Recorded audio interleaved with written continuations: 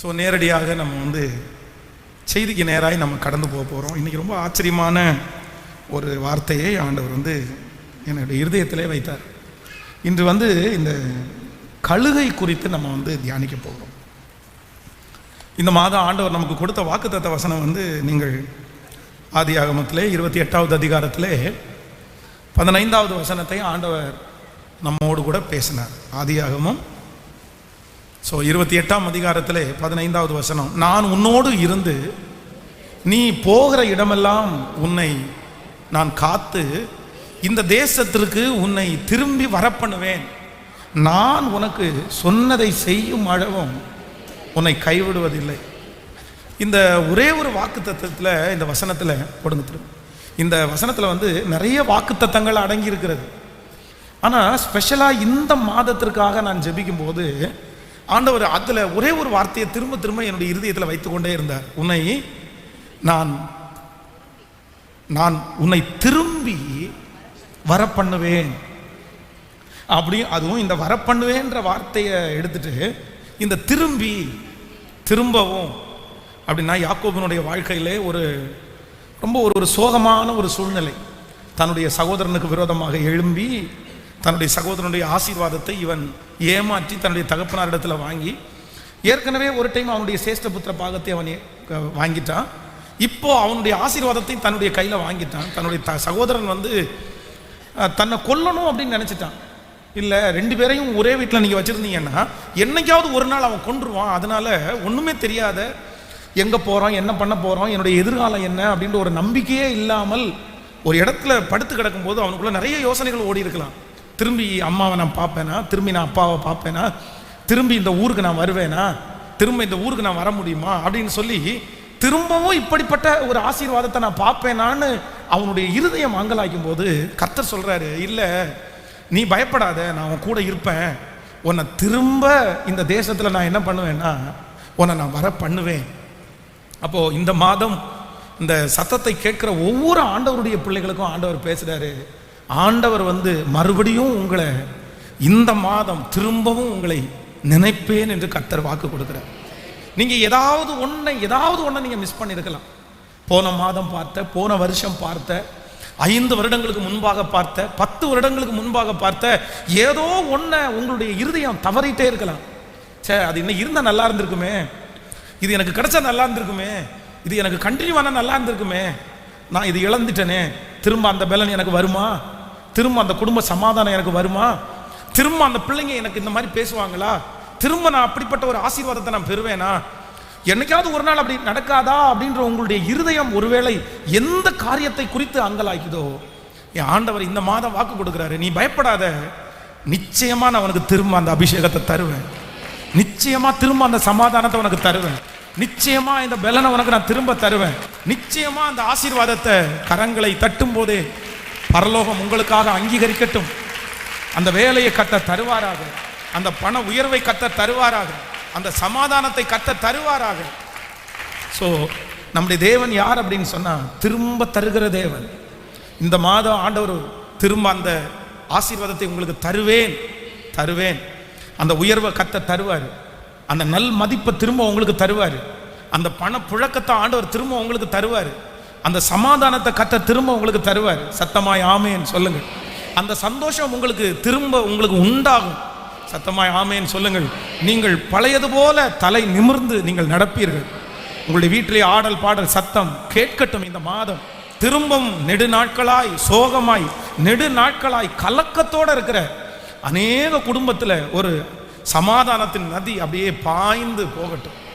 அப்போது கடந்த 1ஆம் தேதி நேற்றைய தினத்திலே ஆண்டவர் நமக்கு என்னென்ன திரும்ப தருவார் அப்படின்றத ஒரு 3 காரியங்களை நம்ம சொன்னோம். ஒரே லைனில் உங்களுக்கு சொல்கிறேன். ஒருவேளை அந்த செய்தியை முழுமையாக கேட்க விரும்புகிறவர்கள் நம்முடைய கம் டு கம்ஃபர்ட் யூடியூப் சேனலில் லைவில் நான் நேற்றைக்கு போட்ட ப்ராமிஸ் சர்வீஸில் அது இருக்குது. அதை வேணா இன்னொரு டைம் நீங்கள் கேட்டுங்க. அது நம்பர் 1. முதலாவதாக நம்முடைய ஆண்டவர் எதை திரும்ப தருவாராமா, தொலைந்ததை திரும்ப தருகிற கர்த்தர். உங்கள் வாழ்க்கையில் இந்த மாதம் ஆண்டவர் வாக்கு கொடுக்குறாரு. நீங்கள் தொலைச்சிருக்கலாம், உங்கள் கூட இருக்கிறவங்க நிறைய பேர் அதை பத்திரப்படுத்தி வச்சிருக்கலாம். ஆனால் நீங்கள் தொலைச்சிட்டீங்க. நான் தொலைச்சிட்டேன், என்னுடைய ஞான குறைவினால நான் தொலைச்சிட்டேன், என்னுடைய புத்தி இல்லை, நான் தொலைச்சிட்டேன், நான் தொலைச்சது திரும்ப கிடைக்காது. தொலைக்காம வச்சிருந்ததுனால தான் அவன் அவ்வளோ பெரிய ஆள் ஆயிட்டான் அப்படின்னு நீங்க நினைக்கலாம். ஆனா என் தேவனாகிய கர்த்தரால ஒண்ணு முடியும். என்ன முடியும் அப்படின்னா, நீங்க தொலைச்சதை திரும்ப உங்களுக்கு கொடுக்கறதுக்கு கர்த்தரால முடியும். விசுவாசிக்கிறீங்களா இல்லையா? கோடாரினால வெட்டிட்டு இருக்கிறான். கோடாரி வந்து அப்படியே உருவி தண்ணிக்குள்ள விழுந்துருச்சு. அது எவ்வளோ ஆழம்னு தெரியல, இரும்பது, அது ரொம்ப கனமானது. போட்ட உடனே உள்ள போயிருச்சு. இப்போ அவர் கத்துறாரு, ஐயோ என் ஆண்டவனே, இது இரவலாய் வாங்கப்பட்டது, இது என்னுடையது கூட இல்லை, நான் ஒருத்தர்கிட்ட கேட்டு வாங்கிட்டு வந்தேன், அதையும் தொலைச்சிட்டேனே. எனக்குரியதை நான் தொலைக்கிறதே பெரிய விஷயம், ஆனா இன்னொருத்தருடையதை வாங்கி அதையும் நான் தொலைச்சிட்டேனே. இந்த ஜபத்துல யாரோ ஒருத்தர் அப்படி இருக்கலாம், பாஸ்டர் நான் என்னுடையதை மட்டும் தொலைக்கல பாஸ்டர், என்னுடைய குடும்பத்தினுடையதை நான் தொலைச்சிட்டேன், எங்க அம்மா அப்பாவுடைய சம்பாத்தியத்தை நான் தொலைச்சிட்டேன், என்னுடைய நண்பனுடைய சம்பாத்தியத்தை நான் தொலைச்சிட்டேன், இன்னொருத்தர்கிட்ட வாங்கி அதுவும் என் கையிலேருந்து தொலைஞ்சு போயிடுச்சு. ஸோ இனி அவங்களுக்கு நான் எப்படி கொடுப்பேன், எப்படி நான் சமாளிப்பேன், எனக்குரியது போட்டும் பரவாயில்ல. ஆனால் வேதம் சொல்லுகிறது, தீர்க்கதரிசி வந்து எந்த இடத்துலப்பா விழுந்துருச்சு அப்படின்னு கேட்டு அந்த விழுந்த அந்த கோடாரியை திரும்ப மிதக்க பண்ணி அவன் தொலைந்ததை அவனுக்கு திரும்ப கொடுத்த அந்த தேவனுடைய வார்த்தை தான் உங்களுடைய குடும்பத்திற்கு நேராய் கடந்து வருகிறது. நீங்க சம்பாதிச்சதையும் தொலைச்சு இன்னொரு இடத்துல வாங்கியும் நீங்க தொலைச்சு திரும்ப அது கிடைக்குமா அப்படின்ற அவநம்பிக்கையில் இருக்கிற ஒவ்வொரு ஆண்டவருடைய பிள்ளைகளுக்கும் இந்த 2ஆம் தேதி கர்த்தர் வாக்கு கொடுக்கிறார், இல்ல நீ தொலைத்ததை நான் உனக்கு திரும்ப தேடி, ஒரு பரிசுத்த ஆவியானுடைய ஒரு நிழல் நீங்கள் இருக்கிற இடத்திலே உனக்காக கர்த்தர் தேடுகிறார், உங்களுக்காக ஆண்டவர் தேடுகிறார். நீங்கள் மட்டுமல்ல, நீங்கள் ஒருவேளை தேடிக்கொண்டே இருக்கலாம், கண்டுபிடிப்பேனா, அதை கண்டுபிடிக்க மாட்டேனா, திரும்ப எனக்கு கிடைக்காதா, ஆனா உங்க கண்களுக்கு தென்படாமலே இருக்கலாம். ஆனா நான் நம்புறேன், உங்களுக்காக இந்த மாதத்துல இன்னொருவரும் தேடுகிறார். அவர் உங்களோடு சேர்ந்து அவருடைய வெளிச்சத்தை வைத்து தேடுகிறார்.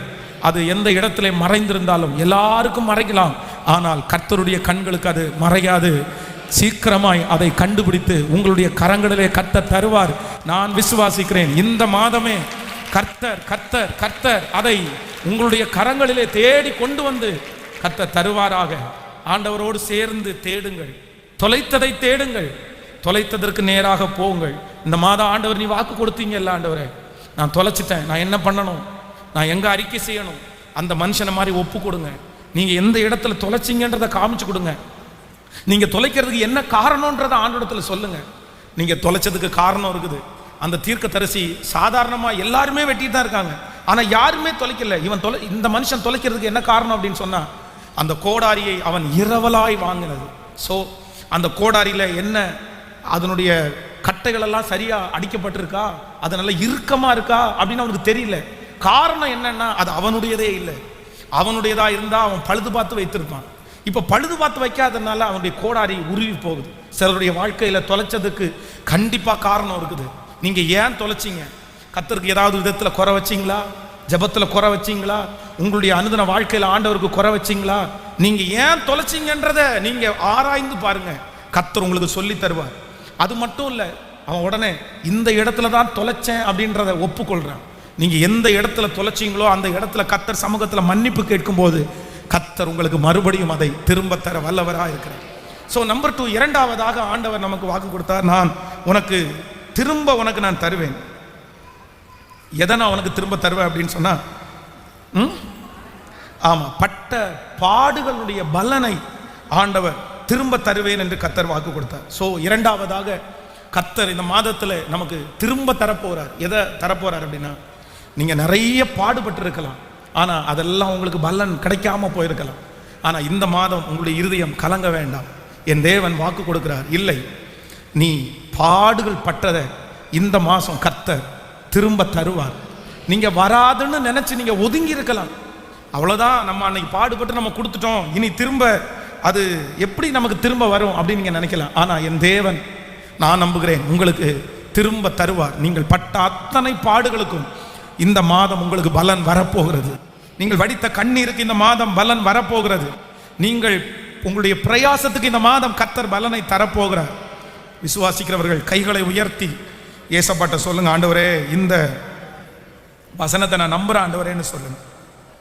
சத்தத்தை உயர்த்தி சொல்லுங்க, ஆண்டவரே இந்த வசனத்தை நான் விசுவாசிக்கிறேன், எனக்கு திரும்ப தருவார். நம்பர் 3, மூன்றாவதாக நமக்கு கர்த்தர் என்ன திரும்ப தருவாராம்? உங்களுக்கு உரியதை திரும்ப தருகிற கர்த்தர். உங்களுடைய உரியது யாருடைய கையில வேணாலும் சிக்கி இருக்கலாம்.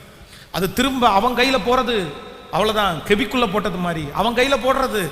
அவன் கையில போய் சிக்கிருச்சுன்னா திரும்பி அது வராது அப்படின்னு நீங்க நினைக்கலாம். நீங்க அப்படி நினைக்காதீங்க. கர்த்தர் நினைப்பாரே ஆனால் எகிப்தின் சம்பாத்தியத்தையும் எத்தியோப்பியாவின் வர்த்தக லாபத்தையும் நெடிய ஆட்களாகிய சபையரின் வர்த்தக லாபத்தையும் தாண்டி தாண்டி இந்த தாண்டின்ற வார்த்தைக்கு அவ்வளோ அர்த்தம் இருக்குது. ஏன்னா அந்த இடத்துல இருந்து எகிப்திலிருந்து எடுத்துட்டு வர முடியாது. எத்தியோப்பியாவிலிருந்து திரும்ப எடுத்துட்டு வர்றதுன்றது அவ்வளோ சுலபமானதல்ல. அவங்களுக்குள்ள நிறைய கட்டுக்கோப்புகள் இருக்கிறது.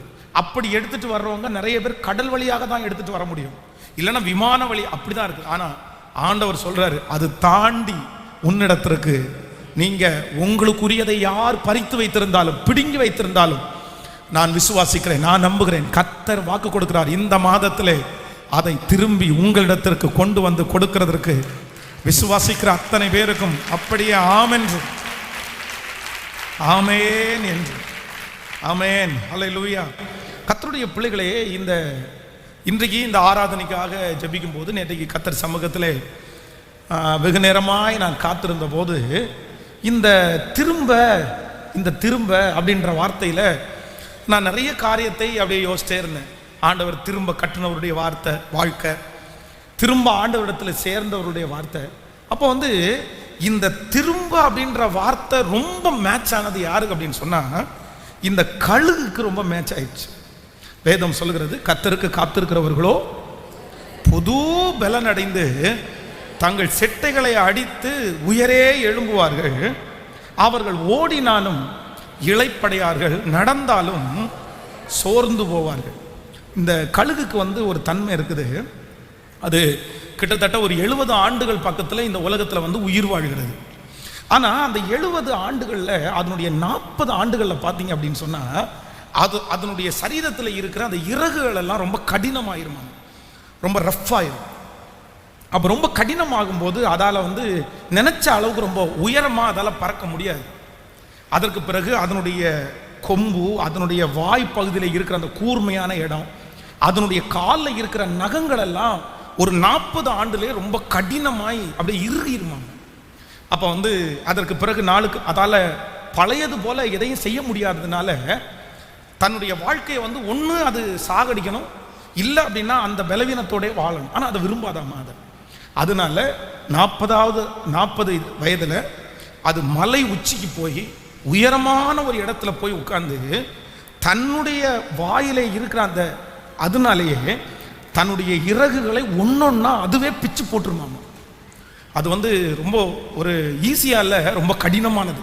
தன் சரீரத்தில் இருக்கிற அந்த இறகை தன்னுடைய வாயினால இழுக்கும் போது சில நேரத்தில் சதையோட பிஞ்சு வருமாமா. ஆனா அந்த வலியை எல்லாம் அது தாங்கி கொள்ளுமா. ஒன்னொன்னா எடுத்து போட்டுட்டு அதனுடைய வாய் பகுதியில் இருக்கிற அந்த கூர்மையான அந்த அலகு இருக்கு பாருங்க, அது ரொம்ப கடினமா இருக்கிறதுனால பாறையில போய் அங்கும் இங்கும் அடித்து அடித்து அடித்து அது ரத்தத்தோட ரணத்தோட அதை அதை கழட்டி போடுமா. அது கலண்டு விழுமா. நம்ம நகம் இருக்கு பாருங்களேன், இந்த நகம் நடக்கும்போது சில நேரத்தில் தெரியாதனமா நிறைய பேருக்கு இந்த நகத்தில் அடிபடும் பாருங்களேன். இந்த வாழ்க்கையில ரொம்ப ரொம்ப வலி என்ன அப்படின்னா, இந்த நகத்தில் அடிபடுறத தாங்கவே முடியாது பாருங்க. அதுவும் ஒரு டைம் அடிபட்டா கூட பரவாயில்ல, இந்த அடிபட்டுட்டு இந்த அங்க இருக்கிற அந்த நகம் செத்து போயிடும் பாருங்களேன். செத்து போய் அதை ஆடிட்டே இருக்கும், ஆனா அதை எடுக்கவே முடியாது பாருங்களேன். யாராவது ஒருத்தர் தெரியாதனமா அப்படி அந்த ஆடிட்டே இருக்கிற அந்த நகத்துல கையை வச்சுட்டாங்கன்னா அவ்வளவுதான், ஜீவனே போயிடும் நமக்கு. அதை அவ்வளோ சீக்கிரமா பிடுங்கி நம்மளால எடுக்க முடியாது, அதுவாகவே தானா விழணும். ஆனா தன்னுடைய நகத்தை இந்த கழுகு தன்னுடைய அழகினாலேயே பிச்சு அவ்வளவு வலியின் மத்தியில நிற்குமாமா. ஏன்னா ஒரே ஒரு நோக்கம், எவ்வளவு வலியை நான் அனுபவிச்சாலும் திரும்பவும் இந்த உலகத்துல பழையது மாதிரி நான் பறக்கணும், நான் பழையது மாதிரி ஆகாரத்தை புசிக்கணும், பழையது மாதிரி ஒரு வாழ்க்கையை வாழணும்னு நினைச்சு அந்த காரியத்தை செய்து கிட்டத்தட்ட 150 நாட்கள் 150 days 150 நாட்கள் அந்த மலை உச்சியில இருந்துட்டு அதற்கு பிறகு பார்த்தீங்க அப்படின்னு சொன்னா அப்படியே கீழே வரும்போது பழைய வயதான கழுகாய் அல்ல, அப்படியே புதுசா புது ரெக்கையோட கூட எல்லாரும் ஆச்சரியமாய் பார்க்கிற, அப்படி ஒரு சந்தோஷப்படுகிற கழுகாக வந்து தன்னுடைய வேலையை செய்யணும். அப்போ திரும்ப வந்து அந்த தன்னுடைய ஆசீர்வாதத்தை பெற்றுக்கொள்ளுகிறது, ஏற்கனவே வாழ்ந்த ஒரு வாழ்க்கையை திரும்ப வாழ்றது வந்து கழுக போல வேற எதுவுமே கிடையாது. அதுதான் ஏற்கனவே வாழ்ந்து வயதை முடிச்சு திரும்ப வாழ்றதுல த பெஸ்ட் வந்து அதுதான் ஃபர்ஸ்டா இருக்கு. அப்ப எனக்கு ரொம்ப ஆச்சரியமா இருந்துச்சு.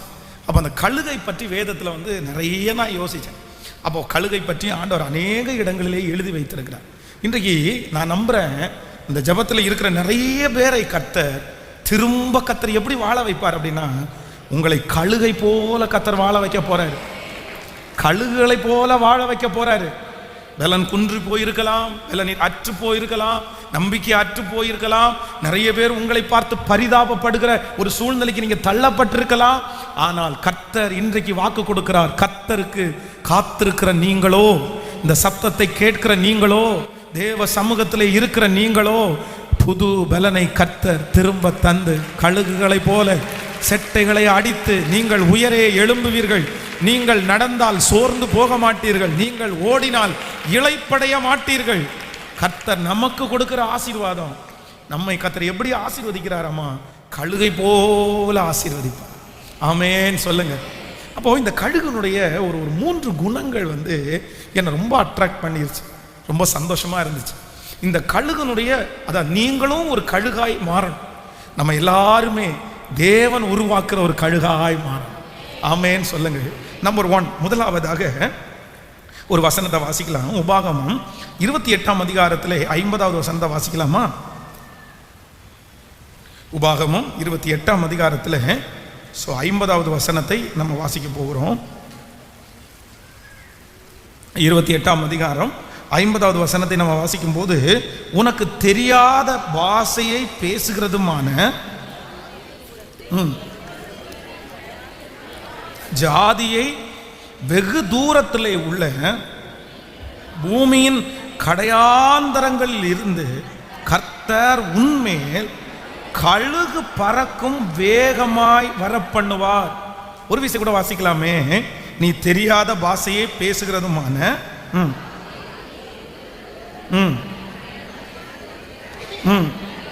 பூமியின் கடையாந்தரத்திலிருந்து கர்த்தர் உன்மேல் கழுகு பறக்கும் வேகமாய் வரப்பண்ணுவார். எனக்கு ரொம்ப ஆச்சரியமா இருந்துச்சு. பரிசுத்த வேதாகமம் கழுகை குறித்து சொல்லும் போது என்ன சொல்லுது அப்படின்னு சொன்னா, வேகமாய் பறக்கிற அப்படின்னா மிகவும் உயரமான இடங்களிலே இந்த கழுகை குறித்த ஒரு சின்ன ஆராய்ச்சி பண்ணும்போது, இந்த கழுகு மட்டும் என்ன பண்ணுமாமா, எப்பொழுதுமே தனியாக பறக்கக்கூடிய ஒரு பறவை இனம் என்ன அப்படின்னா இந்த கழுகு மட்டும்தான். இது வந்து தனியாக தான் பறக்குமாம். நம்ம பார்க்குற இந்த கிளிகள், நம்ம பார்க்குற காக்கா, நம்ம பார்க்குற சில பறவை இனங்கள் எல்லாம் பார்த்தீங்க அப்படின்னு சொன்னால் தனியாக பறக்காது. நம்ம வானத்திலேயே பார்த்துட்டு இருக்கும்போது கூட்டம் கூட்டமாக திரள் திரளாக நிறைய அப்படியே போகும், நமக்கே ஆச்சரியமாக இருக்கும். ஆனால் இந்த கழுகு மட்டும் ஒரு 50 பறக்குது, 20 பறக்குது அப்படின்னு நம்ம சொல்லிட முடியாதாமா. தன்னுடைய வாழ்க்கையிலே தனியாக வேகமாய் பறக்கிற ஒரு ஜீவராசி என்ன அப்படின்னா இந்த கழுகு. அப்போ நம்பர் 1, முதலாவதாக ஒரு தேவனுடைய பிள்ளைக்கு ஒரு பெரிய அபிஷேகம் வேணும், கழுகை போல அபிஷேகம். நம்முடைய சுற்றி யார் இருந்தாலும், நம்மோடு யார் வராவிட்டாலும் ஒரு அபிஷேகத்திற்காக நம்ம ஜெபிக்கணும். ஆண்டவரே, நான் தனியாக நின்று ஜெயிக்கக்கூடிய பலனை கர்த்தர் எனக்கு தருவீராக. நான் நம்புறேன், இந்த சத்தத்தை கேட்கிற ஒவ்வொரு ஆண்டவருடைய பிள்ளைகளே, நீங்கள் இன்றைக்கு உங்களுடைய பிரயாணத்திலே, உங்களுடைய ஓட்டத்திலே நீங்கள் ஒரு தனி நபராக நின்று கொண்டிருக்கலாம். நான் தனியாக நிற்கிறேன், என்னுடைய தகப்பனார், என்னுடைய தாயார், என்னுடைய உறவுகள், எனக்கு உதவி செய்கிறவர்கள் ஒருவருமே எனக்கு இல்லை. நான் ஒரு தனி ஆள், நான் ஒரு தனி ஆள்.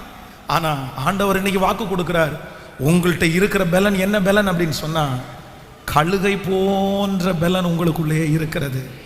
உங்களோடு யார் பிரயாணம் பண்ணி வராவிட்டாலும் இந்த மாதம் கர்த்தர் உங்களுக்கு வாக்கு கொடுக்கிறாரு.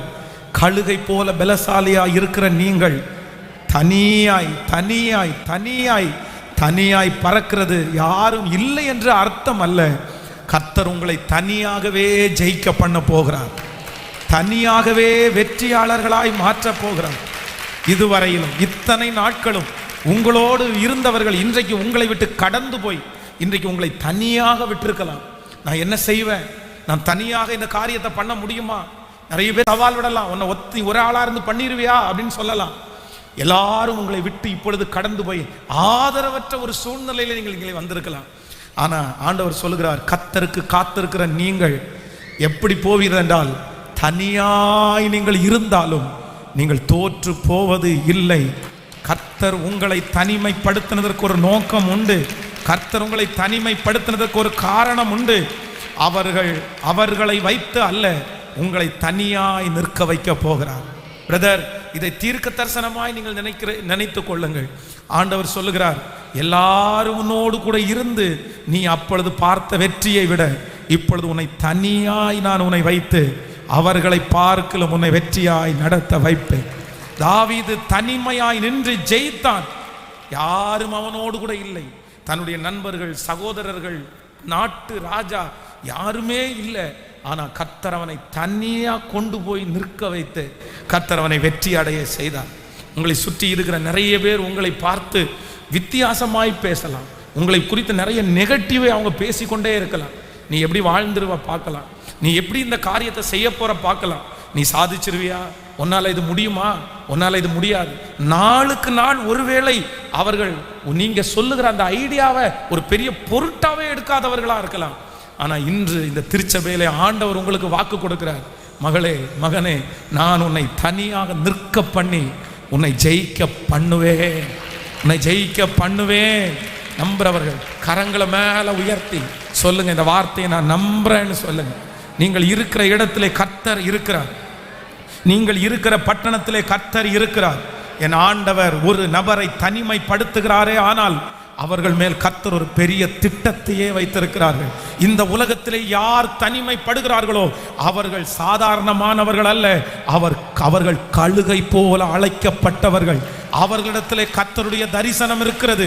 அவர்களை கர்த்தர் கொண்டு பெரிய காரியத்தை கர்த்தர் செய்ய போகிறார். அவர்களுக்கு பெலன் கொடுக்கிற கன்மலை அவர்களோடு கூட இருக்கிறார். ஆமென். யோசேப்பை இந்த உலகத்திலே கர்த்தர் தன்னுடைய குடும்பத்தை விட்டு பிரித்து, தன் சொந்தங்களை விட்டு பிரித்து, தாய் தகப்பனை விட்டு கர்த்தர் பிரித்து அவனை தனியாய் ஒரு இடத்தையே கொண்டு போனார். ஆண்டவர் சாதாரணமாக கொண்டு போல, கர்த்தர் அவன் மேல ஒரு பெரிய திட்டத்தை வச்சிருந்ததுனால தான் குடும்பத்தை விட்டு கர்த்தர் அவனை தனிமைப்படுத்தினார். தாவீதை தன்னுடைய குடும்பத்திலிருந்து கர்த்தர் தனிமைப்படுத்தினார். காரணம், தாவீதை குறித்து கர்த்தர் ஒரு பெரிய திட்டத்தை கர்த்தர் வைத்திருந்தார். தானியேலை தன் இருக்கிற சொந்தங்கள் நடுவிலிருந்து கர்த்தர் பிரித்தெடுத்து தனியாய் கர்த்தர் கொண்டு போனார். அவன் மேல் கர்த்தர் ஒரு பெரிய நோக்கத்தை, திட்டத்தை கர்த்தர் வைத்திருந்தார். வேதத்திலே ரூத்தை குறித்து வாசிக்கிறோம். தன்னுடைய குடும்பத்தை விட்டு, இனத்தை விட்டு தனியாக நிற்கும்படியான ஒரு வைராக்கியத்தை கர்த்தர் கொடுத்து அவளை கர்த்தர் தனிமைப்படுத்தினார். வேதத்திலே தனிமைப்படுத்தின ஒவ்வொரு நபர்களை குறித்து ஒரு பெரிய மேலான திட்டத்தை கர்த்தர் வைத்திருப்பார். ஆனால் இந்த சத்தத்தை கேட்கிற என் தாயே, என் தகப்பனே, என் வாலிப தம்பி, தங்கச்சி, உன்னை குறித்து கர்த்தர் ஒரு பெரிய திட்டத்தை வைத்திருக்கிற ஒரே ஒரு நோக்கம்தான், இன்றைக்கு நீ தனிமையாய் பிரயாணம் பண்ணி கொண்டிருக்கிறாய். நீ நடந்து கொண்டிருக்கிற பாதையிலே இயேசு உன்னை தனிமைப்படுத்துவதற்கு பெரிய நோக்கம் உண்டு. நீ ராஜாக்கள் மத்தியிலே நிற்க போகிறாய். நீ எதிரிகளை நேருக்கு நேர் சந்திக்க போகிறாய். உன்னையும் சகோதரர்களுக்கு முன்பாய் கர்த்தர் உன்னை அலங்கரிக்க போகிறார். கர்த்தர் உன்னை தேறினவளாய் நிறுத்த பண்ண போகிறார். கர்த்தர் உனக்கு கற்றுக் கொடுக்க போகிறார். ஓ ஹல்லேலூயா! உன் தனிமையிலே உன்னை உருவாக்கி உன்னை மேன்மைப்படுத்துகிற ஒரு கர்த்தர் இந்த மாதம் வாக்கு கொடுக்கிறார். ஹல்லேலூயா! நீ தனியாக பறந்து செல். நீ தனியாக பயன்பட போகிறவள். நீங்கள் தனியாக பயணிக்கிறீர்களே, ஆனால் கர்த்தர் சொல்லுகிறார், உங்களை பயன்படுத்துவது கர்த்தருக்கு லேசான காரியம். ஆமென் சொல்லுவோம். நீங்க ஒரு கழுகு, கர்த்தர் உங்களுக்குள்ள அந்த பலனை கர்த்தர் வைத்திருக்கிறார். நீங்க திரும்ப வருவீங்க. எப்படி தெரியுமா? கழுகை போல வருவீங்க. உங்க வாழ்க்கையை குறித்து உங்களுக்கே நம்பிக்கையை அற்று போகலாம். நான் திரும்ப வருவேனா அப்படின்னு. இல்லை, கர்த்தருக்கு காத்திருக்கிறவர்கள் திரும்ப அவர்கள் செட்டைகளை அடித்து உயரே எழும்புவார்கள். ஆமென் சொல்லுங்க. கைகளை உயர்த்தி எல்லாரும் சொல்லுங்க, என்னை தனியாய் நிற்க பண்ணுகிறதற்காய் ஸ்தோத்திரம் ஆண்டவரே. சத்தத்தை உயர்த்தி சொல்லுங்க, என்னை தனியாய் நிற்க பண்ணுகிறதற்காக ஸ்தோத்திரம்.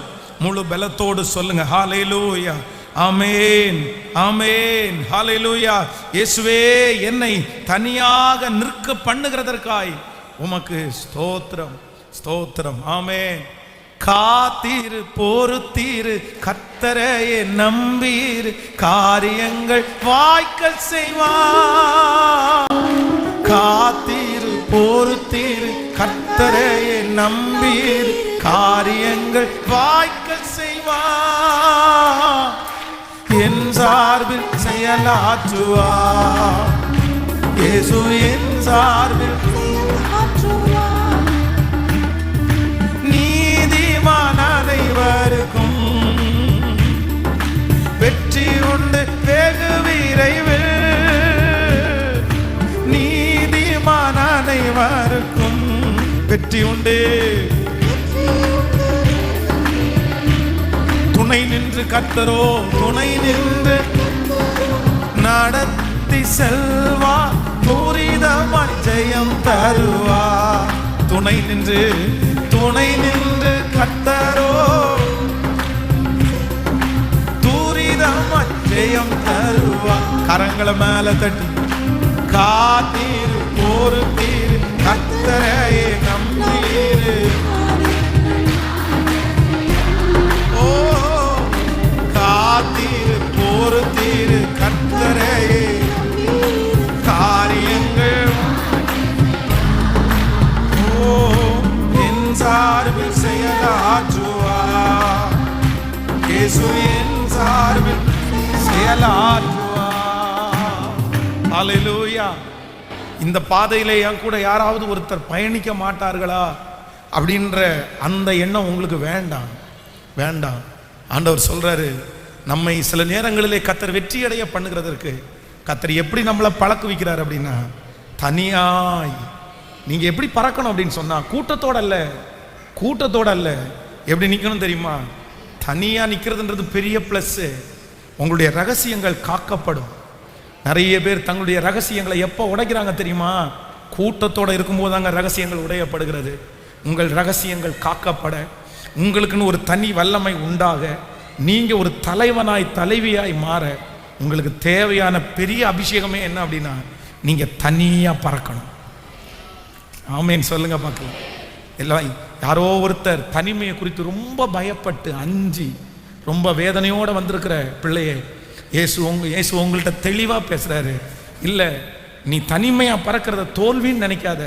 நீ தனிமையா பறக்கிறத, எல்லாருக்கும் அத்தனை பேர் இருக்காங்க, எனக்கு யாருமே இல்லை, நான் ஒரு தனிமையான ஒரு ஆளு, நான் இந்த உலகத்துல மோசமானவன் அப்படின்னு எல்லாம் நினைக்காதீங்க. கர்த்தர் சொல்றாரு, தனியா பறக்கிறவங்க தான் இந்த உலகத்திலே பெரிய வெற்றியாளர்கள். ஆண்டவர் 1000 பேர் நடுவிலே உங்களை ஸ்பெஷலாய் கர்த்தர் அனாயிண்டிங் பண்ணி இருக்கிறார். கர்த்தர் உங்களை வித்தியாசமாய் கர்த்தர் கவனிக்கிறார். ஹல்லேலூயா, ஹல்லேலூயா, ஆமென் சொல்லுங்க. நம்பர் 2, இரண்டாவதாக இந்த கழுகு குறித்து நான் பார்க்கும்போது இது என்ன அப்படின்னா, நம்பர் 1, முதலாவதாக இந்த கழுகு தனியாய் பறக்கும். ஸோ நம்பர் 2, இந்த கழுகு அதனுடைய பெரிய குவாலிட்டி என்ன அப்படின்னு சொன்னால், எல்லா பறவைகளும் பறக்கிறதுக்கு ஒரு லிமிட்டேஷன் இருக்குது, ஒரு தூரம் இருக்குது, ஒரு அளவு இருக்குது. அவ்வளோதான். ஒரு 50 அடி பறக்கலாம், ஒரு 100 அடி பறக்கலாம், அவ்வளோதான். ஓட்டு மேலே உட்காந்துட்டு இருக்கலாம், இல்லை காம்பவுண்ட் வால் மேலே உட்காந்துட்டு இருக்கலாம். நம்ம கண்கள் பார்க்கிற தொலைவில் தான் சில பறக்கிற ஜீவராசிகள் அவ்வளோதான் பறக்கும். அதை விட மேலே பறக்கிறத நம்ம கண்டுபிடிக்க முடியாது. ஆனால் இந்த கழுகுக்கு மட்டும் ஒரு பவர் இருக்குது. இது என்ன பவர் அப்படின்னு சொன்னால், அது ஒரு நாளும் கீழே பறக்காதாமா. அது எவ்வளவு உயரம் இருக்கிறதோ அந்த உயரத்தில் தான் அந்த கழுகு பறக்குமா. பொதுவாக மழைக்காலங்கள், இடி மின்னல் இப்படிப்பட்ட அந்த சூழ்நிலை வரும்போது எல்லா பறக்கிற ஜீவராசிகளும் போய் அதனுடைய கூடுகளில் போய் ஒதுங்கிக்குமாமா. ஐயோ மழை வருது, இங்கே இருக்கலாம், இடி மின்னல் வருது, நம்ம தாக்கிரும், நம்ம இருக்கலாம் அப்படின்னு. ஆனால் இந்த கழுகு மட்டும் என்ன பண்ணுமாமா, இந்த மழையை கொண்டு வருகிற மேகம் இருக்கு பாருங்களேன், அதுக்கு கீழே பறக்காதாமா, அந்த மேகத்துக்கு மேலே பறக்குமாமா. அதிகமான உயரத்தில் பறக்கிற ஒரு பெரிய பறவை இனம் யார் அப்படின்னா இந்த கழுகு. அது கீழே பார்க்காது, அது விழுந்து போனவங்களை பார்க்காது. அது தன்னுடைய கூட்டாளிகள் வந்து ஒன்றுக்கும் உதவாதவர்கள், தரிசனம் இல்லாதவர்கள், அப்படிப்பட்டவர்களோட அல்ல. அதனுடைய பார்வை எப்பவும் இருக்கும் அப்படின்னு எப்படி இருக்கும்னு சொன்னா உயரமான இடத்துல பறக்கக்கூடியது. ஆமென். இன்றைக்கு ஆண்டவருடைய பிள்ளைகளுக்கு ஒரு பெரிய அபிஷேகம் வேணும். ஆண்டவரே, ஒரு நாளும் நான் கீழே பார்க்குற வாழ்க்கை, உடைந்து போனவர்கள், நொந்து போனவர்கள், சாதிக்காதவர்கள், இவர்களோடு என்னுடைய பிரயாணம் அல்ல. மாதத்தில் நான் ஒரு தீர்மானம் எடுக்கிறேன், என் வாழ்க்கையினுடைய பிரயாணம் எங்க அப்படின்னா கீழே அல்ல, உயரமான ஸ்தலங்களில். ஆமென். சொல்லுங்க பார்க்கலாம். கைகளை உயர்த்தி ஆண்டவரிடத்துல சொல்லுங்க, ஆண்டவரே, நான் ஒரு நாளும் பிரச்சனைகளை பார்த்து சொல்லுங்க ஒதுங்கி எல்லாம் இல்லை, ஒதுங்கி எல்லாம் இல்லை, நான் உயர. ஆமென். சொல்லுங்க. ஆண்டவருடைய பிள்ளைகளுக்கு தனக்கு முன்பாக இருக்கிற சவால்களை பார்த்து உங்களுக்கு ஒரு நாளும் பயம் வந்துடக்கூடாது. இந்த மாதத்தினுடைய இந்த முதல் வாரத்தில் சத்தத்தை கேட்கிற ஏதோ ஒரு தேவனுடைய பிள்ளை சாதாரணமான ஜந்துக்களை போல உங்களுக்கு முன்பாக இருக்கிற சவால்களை சந்திப்பதற்கு நீங்க பயப்பட்டு போய் அடைஞ்சுக்கலாம். போய் நீங்க ஒதுங்கி இருக்கலாம். ஐயோ, என்னால முடியாது, நான் எப்படி இந்த மின்னலை நான் வந்து எதிர்கொள்ள போறேன், நான் எப்படி இந்த மழையை நான் எதிர்கொள்ள போறேன், இந்த மழை என்ன அழிச்சிடும், இந்த பிரச்சனை என்ன நாசம் பண்ணிடும், நான் எதிர்கொள்ள மாட்டேன், எனக்கு தைரியமே இல்லை, எனக்கு பலனே இல்லை.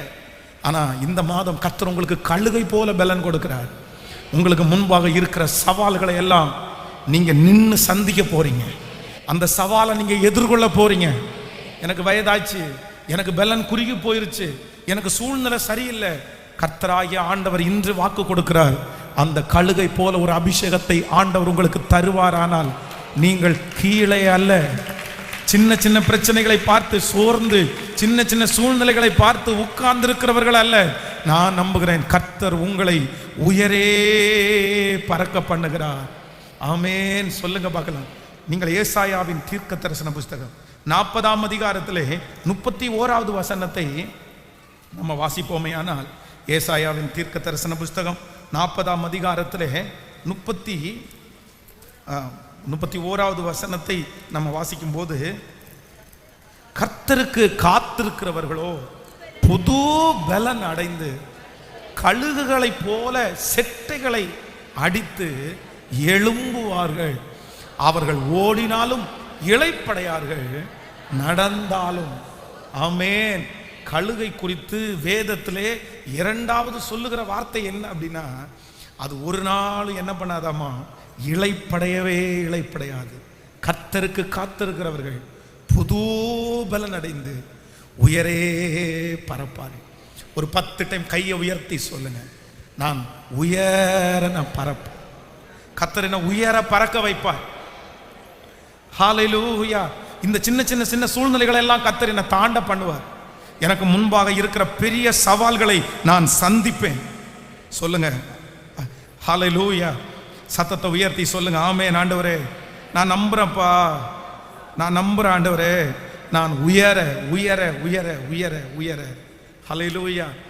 இந்த கழுகுக்கு வந்து இந்த ஆப்போசிட்ல இந்த காத்து மழை அடிக்கிறத பார்த்து எல்லா ஜீவராசிகளும் ஒளிந்திருந்தாலும் இது ஒளியாம ஏன் இருக்குது அப்படின்னா, அதனுடைய ரெக்கை வந்து ஒரு ஒரு பெரிய இருக்கிறதுலே பெரிய கழுகு வந்து தன்னுடைய ரெக்கைகளை விரித்தா 8 அடி வந்து இருக்குமாம். 8 feet. அந்த கழுகுனுடைய அளவை பார்த்தா 8 அடி. 8 அடி அப்படின்றது சொல்ல போனால் கிட்டத்தட்ட ஒரு காரோட அளவுன்னு வைங்களேன். நம்முடைய மேலே ஒரு கழுகு பறந்து போயிடுச்சு அப்படின்னா அவ்வளோ பெருசாக இருக்குமாம். இவ்வளவு பெரிய ரெக்கையை வைத்து அவ்வளோ உயரத்தில் அந்த காற்றை அடிக்கும்போது இது ஆப்போசிட்டில் அப்படியே எந்த பயமுமே இல்லாமல் அப்படியே கிழிச்சிட்டு போகும்போது அதனுடைய ரெக்கை வந்து உடையாதாமா, அது பறக்க அந்த ரெக்கை வந்து ஸ்ட்ரென்தன் ஆகுமாமா. அப்போ நான் நம்புகிறேன், உங்களுக்கு கழுகை போல கர்த்தர் ஏன் அந்த பலத்தை தர்றாருன்னா, உங்களுக்கு முன்பாக இருக்கிற சவால்களை பார்த்து நீங்க போய் ஒளிஞ்சிக்க கூடாது. நீங்க அதை எதிர்கொள்ள உங்களுக்கு பலன் அதிகமாகுது, உங்களுக்கு தைரியம் அதிகமாகுது. உங்க மேல இருக்கிற சவால்கள் பண்ணலாம் அப்படின்ற ஒரு பெரிய விசுவாசம் உங்களுக்கு வருது. கர்த்தர் இன்றைக்கு உங்களை பார்த்தா சொல்றாரு சிஸ்டர், உங்களை பார்த்தா சொல்றாரு பிரதர், உங்களுக்கு முன்பாக இருக்கிற சவால் உன்னை அழிப்பதற்காக அல்ல. உங்களுக்கு முன்பாக இருக்கிற சவால்கள் உங்களை மூலையில உட்கார வைப்பதற்காக அல்ல. என் தேவனாகிய கர்த்தர் உங்களை பலப்படுத்துவதற்கு நியமித்தார். உங்களை தைரியப்படுத்துவதற்கு கர்த்தர் சித்தம் கொண்டார். ஹல்லேலூயா. ஒவ்வொரு சவால்களையும் நீங்கள் சந்திக்க சந்திக்க உங்களுக்குள்ள தைரியமும் பலனும் நம்பிக்கையும் குறையாது, பெரிட்டே இருக்கும். ஹல்லேலூயா. சின்ன சின்ன சவால்களுக்கு சோர்ந்து போய் மூலையில் உட்கார்ந்திருந்தவன் தான் நான். ஆனால் இன்னைக்கு இந்த வார்த்தையெல்லாம் பேசும்போது அப்படியே திரும்பி பார்க்கிறேன். இந்த வயதில் நிறைய சவால்களை நான் சந்தித்தேன், பெரிய பெரிய சவால்களை எல்லாம் சந்தித்தேன். அந்த சவால்களை சந்திக்கும் போது கொஞ்சம் கூட தைரியம் இல்லை, பலனே இல்லை. ஓடிடலாமா, ஒளிஞ்சிடலாமா, ஊழியத்தை நம்ம விட்டுடலாமா, அவ்வளோதான், இந்த ஊழியத்தை செய்ய முடியாமோ அப்படின்ற கலக்கம் எல்லாம் வந்துருச்சு. ஆனால் ஒவ்வொரு சவாலையும் கர்த்தர் சமூகத்துக்கு முன்பாக எதிர்கொள்ள இப்போ இந்த பலிபீடத்தில் நிற்கும் போது சொல்கிறேன், அந்த சவால்கள் எல்லாம் என்னை அழிக்கல, அந்த சவால்கள் எல்லாம் என்னை நிர்மூலமாக்கல, அந்த சவால்கள் என்னுடைய ஊழியத்தை என்னை விட்டு பிடுங்கி போடலை. அந்த சவால்களை ஜெயித்து இன்றைக்கு கர்த்தர் வெற்றியாய் நிறுத்தி இருக்கிறார். இந்த மாதம் உங்களுக்கு விரோதமாய் இருக்கிற சவால்களை சந்திப்பதற்கு கர்த்தர் இதோ ஒரு புதிய பலத்தை உனக்கு கட்டளையிடுகிறார். பிரதர், உங்களுக்கு கர்த்தர் கட்டளையிடுகிறார். அந்த சவாலை ஜெயித்து எதிர்கொண்டு நீ பலப்படு. அந்த சவால் உங்களை நிர்மூலமாக்காது, இதோ உங்களை பலப்படுத்தும். நீங்கள் அதை சந்திப்பீர்கள், நீங்கள் அதை ஜெயித்து நீங்கள் உயரே பறப்பீர்கள். அந்த சவால்களுக்கு மேலாக கர்த்தர் உங்களை ஒரு நாள் பறக்க பண்ணுகிற தேவன். ஆமென் சொல்லுங்க பார்க்கலாம். சவால்கள் சந்தித்திட, உலகத்தில் ஜெயம் எடுக்க, சவால்கள் சந்தித்திட, உலகத்தில் ஜெயம் எடுக்க, உறவுகள் சீர்பொருந்த, குடும்ப உறவுகள் சீர்பொருந்த, சமாதானம் நான் பெற்றிட, தேவ சமாதானம் நான் இப்ப சொல்லுவோம். புது கிருபை தாரும் தேவா, புது பலனை தாரும் தேவா, புது கிருபை தாரும் தேவா, புது பலனை தாரும் தேவா. புதிய நாளுக்குள் புதிய அந்த பலன் இப்ப கிடைக்கட்டும். புதிய வெட்கத்திற்கு பதிலாக இரட்டிப்பு நன்மை தாரும் தேவா, வெட்கத்திற்கு பதிலாக இரட்டிப்பு நன்மை தாரும் தேவா. என் கண்ணீருக்கு பதிலாக, என் கண்ணீருக்கு பதிலாக ஆனந்த களிப்பை தாரும் தேவா, ஆனந்த களிப்பை. கரங்களை மேல தட்டி புது கிருபை தாரும் தேவா, புது பலனை தாரும் தேவா, புது கிருபை தாரும் தேவா, புது பலனை தாரும் தேவா. புதிய மாதத்துக்குள் என்னை நடத்தும், புதிய கிருபையால் புதிய மாதத்துக்குள் என்னை நடத்தும், புதிய என்னை நிரப்பும். ஹல்லேலூயா. கைகளை அசைத்து ஒரு ஹல்லேலூயா. கர்த்தருக்கு காத்திருக்கிறவர்கள் கழுகை போல, ஆண்டவர் நமக்கு கழுகை போல 2 மடங்கு ஆசீர்வாதத்தை இந்த மாதத்தில் தர்றாராமா. நம்பர் 1, கழுகனுடைய முதல் அபிஷேகம் எங்க அப்படின்னு சொன்னா, அது தனியா நின்று ஜெயிக்கும். அது எப்படி இன்னைக்கு ஜெயிக்குமாமா? பக்கத்தில் கையை பிடிச்சி சொல்லுங்க. அது தனிமையில் தனியா நின்று ஜெயிக்கும், தனியா பயணிக்கும். அது அதனுடைய பாதையில் அதற்கு யாரும் வேண்டியதில்லை, அது போதும். அதை உருவாக்கின கர்த்தர் அதற்கு போதும். நீங்கள் ஒரு கழுகு, நீங்கள் தனிமையாக இருந்தாலும் கண்டிப்பாக நீங்கள் பயணிப்பீங்க. கர்த்தர் உங்களை தனியாக வச்சு கர்த்தர் உங்களை ஜெயிக்க பண்ணுவார். தனியாக வச்சு பரிசுத்தவான்களை எல்லாரையும் தனியாக வச்சு தான் கர்த்தர் வெற்றி அடைய பண்ணினார். இந்த மாதம் உங்களை கர்த்தர் அதே போல நடத்துவார். இந்த மாதம் தனிமையை குறித்து நீங்கள் யாரும் ஃபீல் பண்ண மாட்டீங்க. இனி ஒரு நாள் வரும், உங்க கூட யாரும் இல்லைன்ற நினைப்பு உங்களுக்கு வரவே வராது. யார் எனக்கு வேணும்ன்ற நினைப்பு மட்டும்தான் உங்களுக்கு வரும். இவங்க இல்லையன்றது உங்களுக்கு வராது. நல்லா ஆமேன்னு சொல்லுங்க. ஏன்னா கர்த்தர் உங்களுக்கு பயங்கரமான பராக்கிரமசாலியா அப்படியே உங்களை பலப்படுத்துவார். ஹல்லேலூயா, ஹல்லேலூயா. நம்பர் 2, இரண்டாவது, இந்த கழுகுனுடைய புது பலன் அப்படின்றது, இந்த புதுமை அப்படின்றது ரெண்டாவது என்ன அப்படின்னா, இந்த கழுகு எல்லா சவால்களையும் எதிர்கொண்டு, எல்லா சூழ்நிலையும் எதிர்கொண்டு அது எங்க பறக்கும் அப்படின்னா உயர. ஆமென். காற்று, மழை, சூழ்நிலைகள், சீதோசனங்கள், இது எல்லாத்தையும் நீங்க எதிர்கொள்ளணும்.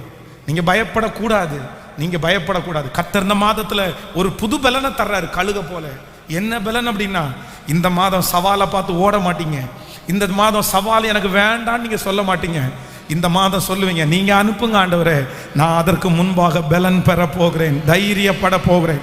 அந்த பலத்தை பயன்படுத்தி அதை சந்தித்து ஜெயித்து நான் உயரே பறப்பேன். ஆமென் சொல்லுங்க. நம்பர் 3, மூன்றாவதாக, இந்த கழுகுக்கு ஒரு பெரிய தன்மை இருக்கிறது. இந்த நம்முடைய மனிதர்களுடைய கண்ணில் இருக்கிற பார்வையை விட கிட்டத்தட்ட 5 மடங்கு இந்த கழுகுக்கு பார்வையினுடைய பலன் அதிகம். நம்மெல்லாம் பார்த்தீங்கன்னா ஒரு 100 அடி 100 அடிக்கு அந்த பக்கத்தில் இருக்கிற ஒரு மனிதனை கூட நம்ம கண்டுபிடிச்சிடலாம். 100 அடி, அதான் சில நம்ம சில டைம் சச்சா அப்படி தான் நான் நினைப்பேன். 100 அகைன் 100, இந்த நீளம் ஒரு 100 அடி, இந்த நீளம் இந்த பக்கம் ஒரு 100, இந்த பக்கம் ஒரு 100, அப்படி இருந்தோம் அப்படின்னு சொன்னால் மோஸ்ட்லி உங்கள் எல்லாரையுமே நான் பார்த்துருவேன். நீங்கள் வந்தீங்களா வரலையா அப்படின்றத கூட கண்டுபிடிச்சிடலாம். இந்த 100 அடிக்குள்ளே இருக்கிற முகத்தை எல்லாம் நான் இவங்க தான் உட்காந்துருக்காங்கன்னா அதை ஐடென்டிஃபை பண்ணலாம். ஆனால் கழுகு அப்படி இல்லை, 500 அடி, அப்படியே நம்மை விட 5 மடங்கு அதுக்கு பவர் அதிகம். அதான் 5 கிலோமீட்டருக்கு அந்த பக்கத்தில் இருக்கிற தன்னுடைய இறை இருந்தா கூட கழுகுனால அதை பார்க்க முடியுமாமா. ஒரு இறைய கழுகு ஒரு டைம் பார்த்துருச்சு அப்படின்னு சொன்னா அதனுடைய கான்சன்ட்ரேஷன், அதனுடைய கண்ணு, அதனுடைய செயல்பாடு முழுக்க முழுக்க அந்த இறைய கையில எடுக்கிற அது வரைக்கும் அங்கதான் இருக்குமே தவிர இந்த பக்கமும் இந்த பக்கமும் என்ன வந்தாலும் அதனுடைய திசை திரும்பவே திரும்பாதான். அந்த கண்ணு இறைய பார்த்துச்சுன்னா அந்த டார்கெட் மேலதான் அதனுடைய கண்ணு இருக்குமா. நான் நம்புறேன் இன்னைக்கு கழுகுனுடைய ஒரு புது பலன் நமக்கு வேணும். என்ன வேணும் தெரியுமா? நம்ம சில நேரத்தில் ஒரு டார்கெட்டை, ஒரு காரியத்தை நம்ம நினைக்கும் போது நம்ம நிறைய பேர் டிஸ்டர்ப் ஆகிடும். இந்த பக்கத்தில் இருக்கிற பிரச்சனை, இந்த பக்கத்தில் இருக்கிற பிரச்சனை, அந்த இலக்கை அடைவதற்கு முன்பாக நம்ம ஒரு டைம் இல்லை பல டைம் டிஸ்டர்ப் ஆகிட்டே இருக்கிறோம். நம்முடைய எண்ணங்கள்ல மாற்றம் வந்துட்டே இருக்குது. ஆனால் இன்னைக்கு ஒரு கிருபையை கர்த்தரிடத்தில் கேட்கணும். இல்லை, நான் தொடர்ந்து போய் அதை பிடிப்பேன். என்னை சுற்றி எத்தனை வந்தாலும் நான் நியமித்த ஓட்டத்தை, எனக்காக டார்கெட் பண்ணிட்டு இருக்கிற அந்த காரியத்தை, என் மனதில் எழும்பின அந்த அபிஷேகத்தை, அந்த வைராக்கியத்தை, அந்த லக்கை, அதை மட்டும்தான் நான் பார்ப்பேனே தவிர என் லக்குக்கு பின்னாடி இயேசு என்னை வரவேற்கிறதுக்கு நின்றுட்டு இருக்கிறாரு. தேவ பிள்ளையே, பிரதர், சிஸ்டர், நீங்க பார்த்த லக்குல அந்த லக்கு மட்டும் தனியா இல்லை, அங்க ஒருத்தர் உனக்காக எதிர்பார்த்து கொண்டிருக்கிறார். உங்களை கை தட்டுறதுக்கு கர்த்தர் எதிர்பார்த்து கொண்டிருக்கிறார். உங்களை என்கரேஜ் பண்றதற்கு கர்த்தர் எதிர்பார்த்து கொண்டிருக்கிறார். அந்த லக்கை அடைய விடாதபடி உன்னை சுற்றி இருக்கிற தடைகளை பார்க்காதே, சூழ்நிலைகளை உதறி தள்ளு, பலவீனங்களை உதறி தள்ளு. உன்னை உண்டாக்கின, உன்னை சிருஷ்டித்த கர்த்தராகிய தேவன் கர்த்தர் வாக்கு கொடுக்கிறார், நான் உனக்கு திரும்பவும் அந்த பலனை தருவேன், கழுகை போல் அந்த பலனை தருவேன். ஹல்லேலூயா.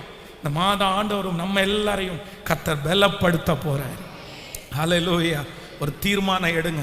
ஆண்டவரே, இதுவரையிலும் என்னுடைய லட்சியத்தை, என்னுடைய விஷனை, என்னுடைய தரிசனத்தை யாரெல்லாமோ உங்களுக்கு தரிசனத்தை எடுத்து போட்டிருக்கலாம். சிலருடைய வார்த்தை உங்க தரிசனத்தை எடுத்து போட்டிருக்கலாம். சில பாவமான காரியத்தை சத்துரு கொண்டு வந்து உங்க தரிசனத்தை உங்களை விட்டு எடுத்து போட்டிருக்கலாம். ஆனா இந்த மாதத்தில் ஒரு தீர்மானம் எடுங்க. நான் ஒரே அச்சீவ்மெண்ட், நான் அந்த ஒரு காரியத்தை மட்டும்தான் பார்ப்பேன். அவர் எனக்கு சொன்னதை செய்யும் அளவும் என்னை கைவிடுவதே இல்லை. உங்களுக்கு கொடுத்திருக்கிற சொப்பனம் நிறைவேறும். கர்த்தர் உங்களுக்கு கொடுத்த அந்த ஹல்லேலூயா தரிசனம் நிறைவேறும். தேவன் உங்களுக்கு கொடுத்த அந்த வாக்கு தத்தம் நிறைவேறும். கர்த்தர் உங்களுக்கு உரைத்த தீர்க்க தரிசனம் நிறைவேறும். உங்களை எங்கே வைப்பேன் என்று கர்த்தர் வாக்கு கொடுத்தாரோ அந்த இடத்திலே கர்த்தர் உங்களை நிச்சயம் வைப்பார். நிச்சயம் நீங்கள் அந்த இடத்திலே போய் இருப்பீர்கள். ஹalleluya. இயேசுவின் பின்னே போக துணிந்தே, இயேசுவின் பின்னே போக துணிந்தே, இயேசுவின் பின்னே போக துணிந்தே, பின்னோக்கே நான், பின்னோக்கே நான். சொல்லும் எல்லாரும் சத்தமாய், பின்னோக்கே நான், பின்னோக்கே. உலகம் என் பின்னே, இயேசு என் முன். உலகம் இயேசு என் முன்னே, பின்னோக்கே நான், பின்னோக்கே, பின்னோக்கே நான், பின்னோக்கே. ஹalleluya. இந்த மாதம் நம்மை கர்த்தர் கழுகை போல மாற்றுகிறார். ஆமென் சொல்லுங்க. நீங்க ஸ்பெஷலா தான் இருக்க போறீங்க. 1000 ஜீவராசிகளா இருந்தாலும் இந்த உலகத்துல கர்த்தர் உங்களை ஸ்பெஷலா தான்.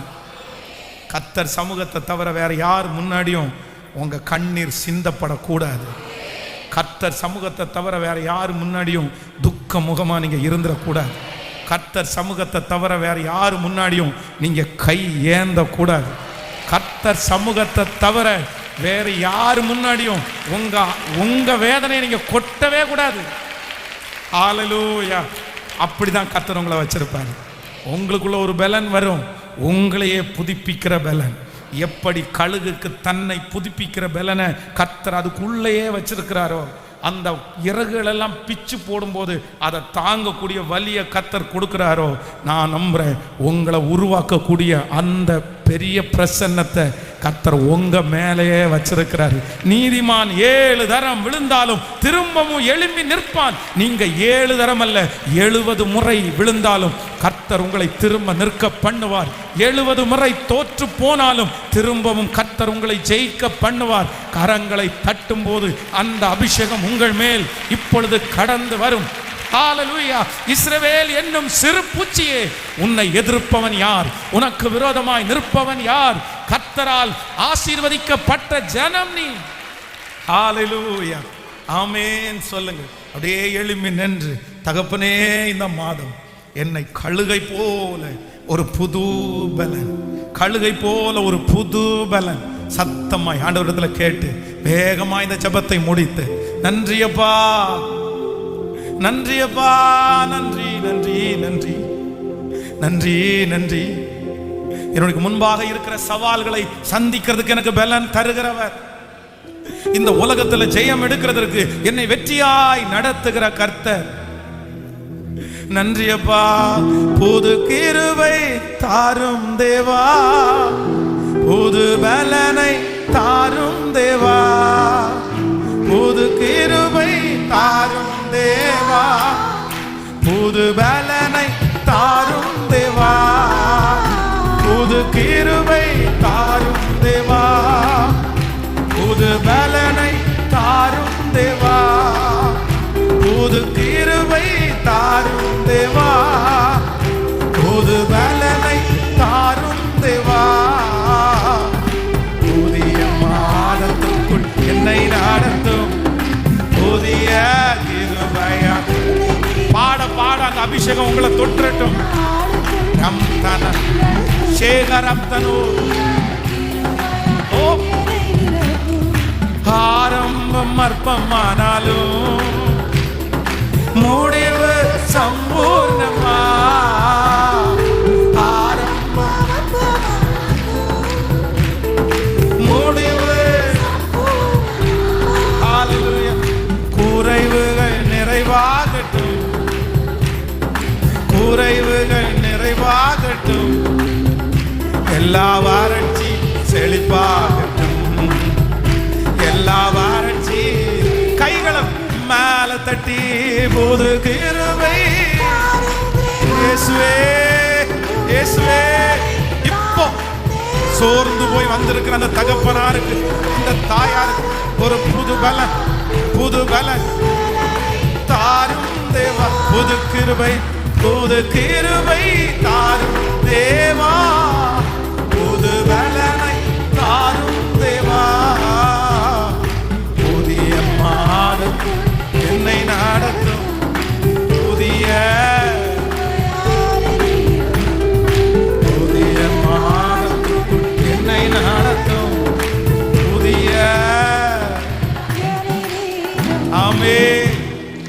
எங்கள் பிள்ளைகள் கைகளிலே இந்த மாதத்திலே கொண்டு வந்திருக்கிற தசம பாகத்திற்காக ஜெபிக்கிறேன், காணிக்கைகளுக்காக ஜெபிக்கிறேன். தசம பாகத்துல யாரும் உங்களுக்கு குறை வைக்க கூடாதுப்பா. நன்றியப்பா, நீங்க என்ன சோதிச்சு பாருங்கன்னு சொன்னீங்க. திருச்சபையை குறித்து என் மக்களுக்கு தெரியும்னு நாங்க நம்புறோம் ஆண்டவரே. நன்றி ஆண்டவரே, அவங்கள நீங்க பிளஸ் பண்ணணும், நீங்க ஆசீர்வதிக்கணும் ஆண்டவரே. சிறுமையிலிருந்து கொடுக்குற எத்தனை பிள்ளைங்க இன்னும் ஒரு நாள் கூட இந்த திருச்சபையில வந்து உட்கார கூட இல்லை, ஆனா எத்தனையோ பிள்ளைங்க உதவி செய்யறாங்களே. இந்த ஆலயத்திற்காய், இந்த ஊழியத்திற்காய் கொடுக்கிற ஒவ்வொரு கையும் ஆசீர்வாதமா இருக்கட்டும். இந்த மாதம் நீயும் அநேக ஜாதிகளுக்கு கடன் கொடுப்பாய், கடன் வாங்காதிருப்பாய் என்கிற வாக்குத்தத்தம் எங்கள் பிள்ளைகள் தலையின் மேல அப்படியே இருக்கட்டும். எந்த நோய் நொடியும் வரக்கூடாது. உன்னுடைய தானியத்தை சத்துருக்களுக்கு நான் ஆகாரமா கொடுக்க மாட்டேன்னு சொன்னீங்கல்ல. எங்க பிள்ளைகளுடைய வருமானத்தை வட்டிக்காரங்களோ ஹாஸ்பிட்டலோ எதுவுமே ஆண்டவரை கொள்ளையாடக்கூடாது ஆண்டவரை. அவங்களுக்கு சுக வாழ்வையும் பலத்தையும் கத்த தருவீராக. உங்க ஊழியக்காரனாகிய நான் பிதா குமாரன் பரிசுத்த ஆவியின் நாமத்தினாலே உம்முடைய பிள்ளைகளை, இந்த சத்தத்தை கேட்கிற ஒவ்வொரு பிள்ளைகளையும் இந்த மாதம் ஆசீர்வதிக்கிறேன். இந்த மாதம் அவர்கள் கையிட்டு செய்யும் எல்லா வேலைகளிலும் கர்த்தருடைய கரம் கூட இருந்து வெற்றியாய் நடத்தட்டும். குடிக்கிற தண்ணீர், சுவாசிக்கிற காற்று, சாப்பிடுகிற ஆகாரம், பண்ணுகிற பிரயாணம் அத்தனையிலும் உங்க பிளெஸிங், உங்களுடைய கரம் என்னுடைய பிள்ளைகளோடு இருக்கட்டும். கரங்களை தட்டி கர்த்தரை மகிமைப்படுத்தலாம். தேங்க்யூ. ஆமென். உலகத்தில் ஜெயம் எடுக்க, சவால்கள் சந்தித்திட, இந்த உலகத்தில் ஜெயம் எடுக்க, உறவுகள் சீர்கோருங்க, குடும்ப உறவுகள் சீர்கோருங்க, சமாதானம் நான் பெற்றேன், தேவ சமாதானம். இப்ப சொல்லும் போது கிருபை தாரும் தேவா, இயேசுவே பாட பாட அந்த பலன், பாட அந்த பலன், இந்த வார்த்தையை திரும்ப திரும்ப போது கிருபை இயேசுவே. அப்படியே ஜபத்தோடு இந்த ஆராதனையில் அப்படியே கடந்து போம். இந்த மாதம் கழுகை போல பிதா குமாரன் பரிசுத்த ஆவியின் நாமத்தினாலே ஞான ஸ்நானம் எடுத்த பிள்ளைகள் வேகமாக நீங்கள் திருவிருந்துக்கு அமரும்படியாய் கேட்கிறேன். மற்றவங்க கொஞ்சம் அப்படியே வெயிட் பண்ணுங்க. ஒரு 10 மினிட்ஸ்ல ஜெபம் பண்ணி உங்களை அனுப்ப வாஞ்சிக்கிறேன். வரிசையாக வேகமாய் உட்காருங்கள்.